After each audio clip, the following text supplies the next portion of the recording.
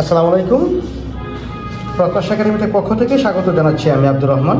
আজ তোমাদের সাথে সমাধান করব এসএসসি গণিতের ব্যবহারিক জ্যামিতি অংশের একটা উদাহরণ 3 সম্পাদ্যের। এটা চলো এটি সমাধান করার চেষ্টা করি। উদাহরণ 3-এ দেওয়া আছে, দেখুন, ট্রাপিজিয়ামে দুটি সমান্তরাল বাহু এবং এদের মধ্যে বৃহত্তর বাহু সংলগ্ন দুটি কোণ দেওয়া আছে। ট্রাপিজিয়ামটি আঁকতে হবে। ট্রাপিজিয়ামে দুটি সমান্তরাল বাহু এবং এদের মধ্যে বৃহত্তর বাহু সংলগ্ন দুটি কোণ দেওয়া আছে। ট্রাপিজিয়ামটি কী করতে রাখতে হবে। এখানে কিন্তু কোনো পরিমাণ দেওয়া নেই, তাহলে আমরা একটা কি পরিমাণ ধরে নিই যে দুটি বাহু সমান 5 সেন্টিমিটার 8 সেন্টিমিটার এবং দুটি কোণ হচ্ছে কি 60 ডিগ্রি 50 ডিগ্রি।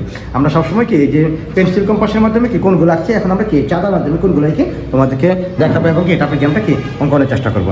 আচ্ছা, আর দুইটা বাহু আগে নিয়ে নিই। দুইটা বাহু হচ্ছে কি, দেখো, একটা হচ্ছে 5 সেন্টিমিটার, আমরা নিলাম 0 থেকে 5 সেন্টিমিটার একটা বাহু, আর একটা বাহু নিলাম কি আমরা 8 সেন্টিমিটার। এই হয়েছিল 8 সেন্টিমিটার আর একটা বাহু। প্রথম বাহুটার নাম দিলাম কি আমরা এ, দ্বিতীয় বাহুটার নাম দিলাম কি বি। আর হচ্ছে কি আমরা দুইটা কোণ, একটা কোণ হলো কত ডিগ্রি 60 ডিগ্রি, একটা হচ্ছে কত 50 ডিগ্রি। এই 60 ডিগ্রি কোণের জন্য একটা বাহু নিলাম, 50 ডিগ্রি কোণের জন্য আর একটা বাহু নিলাম।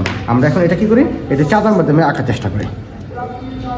সবভাবে তোমাদেরকে শিখিয়ে রাখতেছি, অন্যগুলো সবগুলো আমরা কি করছি পেন্সিল কম্পাসের মাধ্যমে আঁকছি। তো এটা আমরা চাঁদার মাধ্যমে এঁকে দেখাচ্ছি। এই দেখো, এই যে 60 ডিগ্রি, এখানে 0 বিন্দুটা বসাইবা। এই যে এই দাগটার মধ্যে আগে এই যে এই কর্নারের মধ্যে এই চাঁদাটা বসাইবা। বসানোর পরে এই যে এই দাগ বরাবর এই দাগটা নিয়ে আসলা। তারপর দেখো, প্রথমে 60 ডিগ্রি মান হচ্ছে যে এই অংশে কী করে একটা দাগ দিয়ে দাও। আগে চিহ্নিত করার পরে এটা আর এটা কী করো, যোগ করে দাও, 60 ডিগ্রি হয়ে যাবে। এই 60 ডিগ্রি কোণ হয়ে যাবে। আর হচ্ছে 50 ডিগ্রির জন্য আবার এই যে এই বাহুটা যেটা সেই যে এটাকে এই কোণের উপরে এই যে যেখান থেকে শুরু করছে সেখানে বসাইলা। আবার এই যে এই দাগকে সমান করবা, তাহলে এটা একটু উপরে ওঠে। এখন কি 50 ডিগ্রি, এই যে 50 ডিগ্রি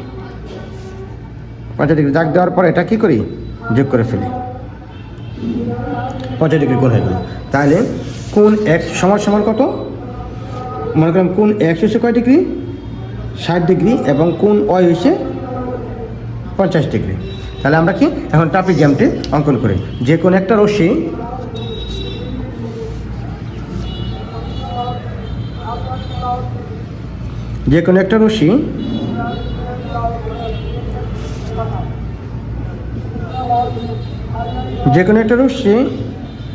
এ এম নেই, তোমার খুশি মতো নাম দিতে পারো। এ এম থেকে বড় বাহু যেটা বি বাহুর সমান করে এ বি অংশ কেটে নিই। যে কোনো একটা রশ্মি নিলাম এ এম থেকে বি বাহু সমান করে কি করছি, এ বি অংশ কেটে নিলাম। এখন এ বিন্দুতে কোণ এক্স সমান করে কোণ আঁকি এবং বি বিন্দুতে কোণ ওয়াই সমান করে কি করলাম, একটা কোণ আঁকি। ধরো এ বিন্দুতে একটা ব্যাসার্ধ নিও, এই ব্যাসার্ধ নিয়ে এটা এঁকে ফেললাম। এ বিন্দুতে এই বাহুটার সমান নেও, এই যে এইটুকু সমান নিয়ে তারপর কী করি, এখান থেকে এটা কেটে নিচ্ছি, তারপর যোগ করে দিলাম।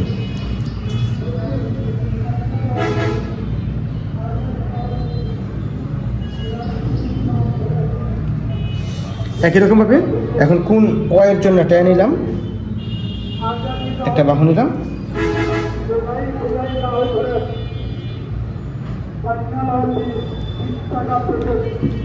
এ কোণটা যেখানে আসছে এর দিকে করে রাখতে হবে এটা, ঠিক আছে। এবং এই যে এটা কোণ মুখের মাপটা নিচ্ছি, মুখের মাপটা নেওয়ার পরে এটা এখান থেকে কী করলাম, কেটে নিলাম, যোগ করে দিলাম।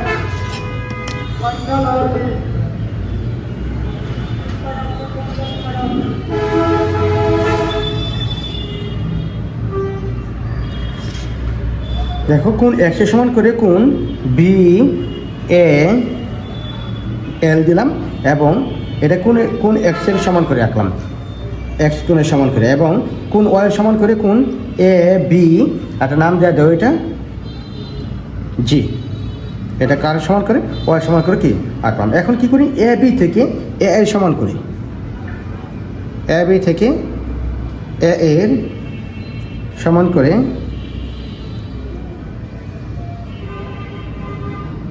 এই অংশ কেটে নিই। এ বি থেকে এ সমান করে আমরা কী করলাম, এই অংশ কী করলাম, কেটে নিলাম। এই অংশ কেটে নেওয়ার পরে তুমি দেখো আমরা যদি এখানে এই বিন্দুতে কোন এক্সের সমান করে, অথবা কি ই বিন্দুতে এই যে এ এল সমান্তরাল এস ইসি এঁকে ফেলি। এ এল সমান্তরাল ইসি আঁকতে গেলে মানে তুমি দেখো এই যে কোন এক্সের সমান করে এখানে একটা কোণ আঁকবো শুধু, তাহলে সমান্তরাল হয়ে যাবে। এটা করার জন্য এই যে এই বাহুটা সমান করে আগে কী করলাম, একটা বাহু নিলাম, বাহু নিয়ে কী করবো, এই দিকে দাগটা দিলাম।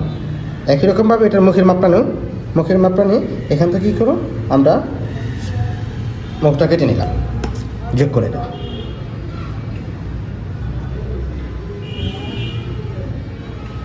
এখন যে বাহু থেকে মানে যুক্ত হয়েছে বিজি বাহু থেকে ই সি বিন্দুতে কী করলাম, ছাদ করলাম। এটা কি হলো দেখো, ই বিন্দুতে ই সি সমান্তরাল এ এল আঁকলাম। মানে সমান্তরাল বলতে এইটা যেরকমভাবে যাচ্ছে ঠিক একই রকমভাবে একই দূরত্ব মেনটেন করে এই বাহুটা কি যাবে, এটা বলে কি সমান্তরাল। যেমন ধরো রেল লাইনের হচ্ছে একটা সমান্তরাল, রেল লাইনের দুইটা পাত ঠিক সমান দূরত্ব মাঝে রেখে কী করে দুই দিকে কি চলে যায়, ঠিক আছে। এখন সি বিন্দুতে কোন অয়ের সমান করে আরেকটা কোণ আঁকবো। সি বিন্দুতে কোন অয়ের সমান করে কোণ আঁকতে গেলে জাগে এই যে বাহুটার মাপ নিলাম, নিয়ে তারপরে এখানে কি করলাম, এটা দিলাম, তারপরে হচ্ছে মুখের মাপটা নিলাম, এই যে এই অংশটুকুর মাপটা নিলাম,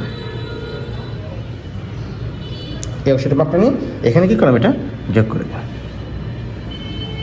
আর পারফেক্ট করার জন্য তোমরা একটা কাজ করতে পারো, এটা যে এই যে সি এর মাপটা আছে না, এই সি এটা আঁকার পরে এই সি এর যে মাপটা আছে সি এর মাপে এখানে হালকা একটু করে রাখতে পারো, তারপরে এই যে সি আর এই যে বিন্দুটা করছো এটা যোগ করে দাও।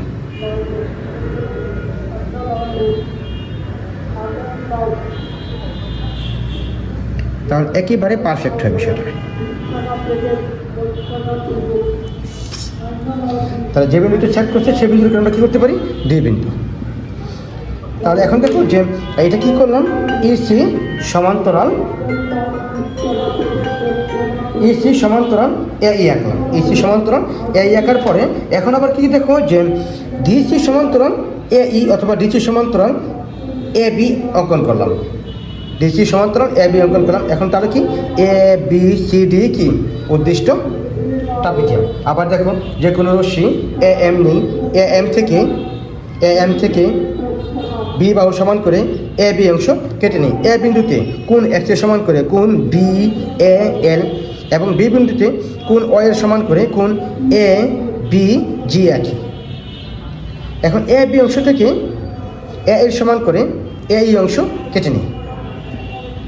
এই বিন্দুতে ইসি সমান্তরাল চিহ্নটা আমরা ব্যবহার করি, এটা হচ্ছে কি সমান্তরাল চিহ্ন। ইসি সমান্তরাল এ ডি অথবা কি এ এল অঙ্কন করি। আবার মনে করি কি ইসি বাহু বিজি রশ্মিকে সি বিন্দুতে ছেদ করে। এখন সি বিন্দুকে কেন্দ্র করে সি বিন্দুতে আমরা কি করব, এখন দেখো যে ই বি সমান্তরাল সিডি অঙ্কন করি অথবা সিডি সমান্তরাল এ বি অঙ্কন করি। তাহলে এ বি সি ডি কি উদ্দিষ্ট ট্রাপিজিয়াম। আশা করি তোমাদের কাছে সহজভাবে উপস্থাপন করতে পারছি।